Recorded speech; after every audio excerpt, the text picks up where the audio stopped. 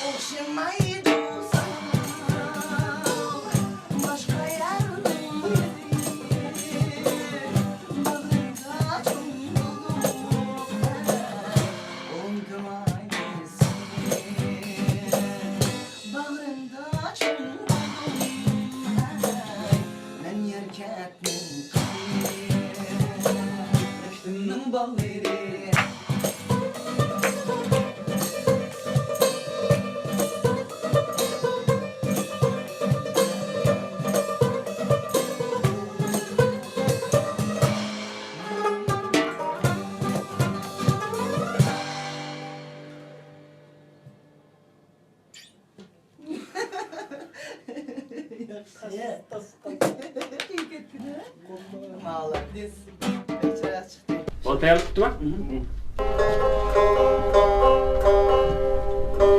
Sen sonra bakmış lan.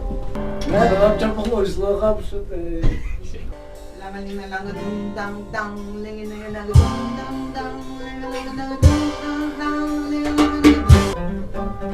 Kolay gitar. Bu gitarın rolunu yapırdı arkadaşlar. Amen.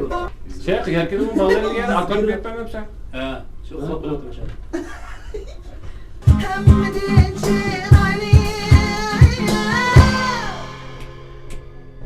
Hareketli. Bir şey de. Dersin işte. Ba ba ba.